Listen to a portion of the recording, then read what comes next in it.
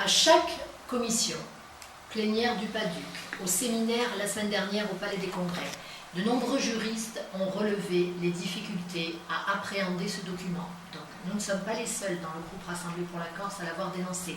Les avocats des associations l'ont dénoncé. Les architectes qui étaient présents l'ont dénoncé. Ce qui prouve bien qu'à un moment donné, il y a un problème. Parce que lorsqu'un document ne peut pas être appréhendé, il en devient inexploitable. Le document était à mon sens un document dogmatique. Dogmatique et idéologique, pourquoi? Parce que des documents comme celui-ci avec des références sociétales, ce n'est pas ce que l'on trouve normalement dans les schémas d'aménagement et de développement. Ce n'est pas le formalisme habituel.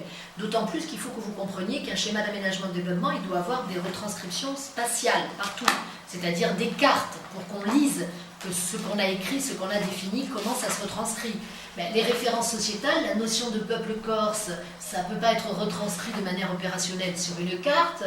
Ce qui m'embête, c'est que ce document part d'un postulat de départ qui est celui de dire il y a trop de résidences secondaires et que dans les chiffres que nous annonce la conseillère exécutive, on oublie de parler de tous les Corses qui possèdent une maison familiale dans leur village. 28 000 ménages insulaires disposent d'une résidence secondaire.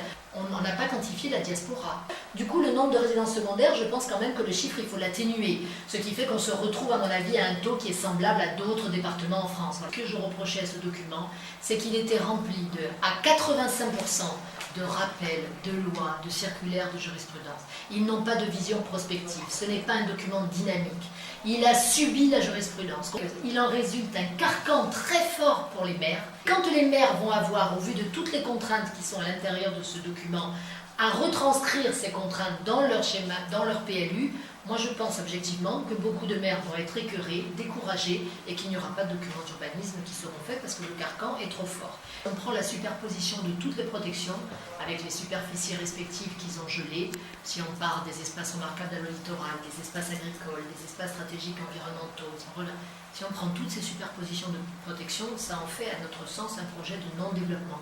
Parce qu'en fait ça restreint énormément les projets de développement qui vont être bloqués et rendus très difficiles. Ils ont voulu tout planifier, tout régir, tout définir dans ce document. Et en fait, ils sont arrivés à un moment donné à vouloir mettre tellement de paramètres, à redonner la main au juge administratif. Rappelez-vous, la fonction première du PADUC, c'est ce qu'on attend de ce document, c'est qu'il apporte de la sécurité juridique. Eh bien aujourd'hui, on est à l'inverse de cet objectif poursuivi. Au lieu de sécuriser, au lieu d'apporter de la sécurité juridique, il va au contraire produire de la jurisprudence. Que la fragilité juridique peut être soulignée de par l'échelle choisie pour les cartes, avec notamment la volonté d'un trait d'épaisseur de 2 mm sur la carte des espaces remarquables. L'exécutif nous dit que c'est pour laisser une marge de manœuvre aux maires. Moi je dis que soit on fait une carte précise et il y a un trait précis, soit on fait une carte à une autre échelle et à ce moment-là on est moins précis. Mais on doit choisir. Quand les maires auront à lire cette carte et à retranscrire sur le territoire de leur commune des espaces remarquables, il y aura des conflits d'interprétation entre les maires et les associations et ça va poser et engendrer beaucoup de contentieux. On rajoute des conditions supplémentaires aux lois littorales et aux lois montagne. Et c'est en ça que c'est un projet de non-développement. Pas de véritable projet de développement, il n'y a pas de vision territoriale des choses. Tout simplement, on a manqué de courage politique. Non du principe de précaution, on s'est interdit d'autoriser. Attendait d'un plan et d'aménagement de notre territoire, c'est qu'il parle d'avenir, c'est qu'il parle d'emploi, c'est qu'il parle à notre jeunesse. Et il tourne complètement le dos à ce développement économique. On a des zones qui sont extrêmement floues, les fameuses émus dont on entend beaucoup parler, mais qui n'ont aucun contenu. Je vais prendre l'exemple du territoire ajaccien sur lequel il y a 7 émus qui ont été créés.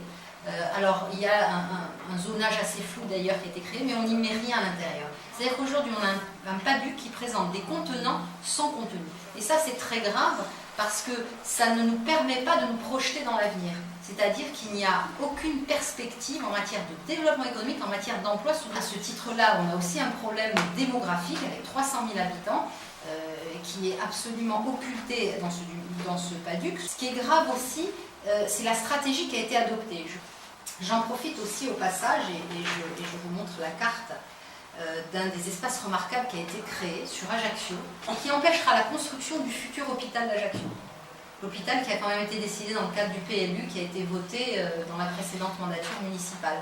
Soit c'est une erreur et ça peut aussi refléter le travail assez brouillon et dans la précipitation qui a été fait par l'exécutif pour venir nous présenter un PADUC dans l'urgence le 30 octobre alors qu'on aurait très bien pu s'y pencher calmement. Il y a une nouveauté aussi dans ce PADUC, c'est la création des OIT, des opérations d'intérêt territorial, qui prennent exemple sur les opérations d'intérêt national. Alors, on sait que ces opérations d'intérêt national sont obsolètes aujourd'hui et qu'elles ont connu un grand fiasco dans tous les grands projets d'aménagement. Puis on dit aussi dans le PADUC, à l'étape 2, on crée ces OIT qui, elles, vont être chargées d'aménager ces espaces, ces fameux émus.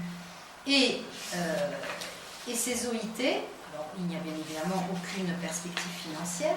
Ça veut dire tout simplement qu'on a l'intention de déposséder les maires et les présidents des intercommunalités de leurs attributions en ce qui concerne la délivrance des permis de construire. Ce sera désormais le président d'exécutif qui serait censé délivrer des permis de construire sur ces zones-là.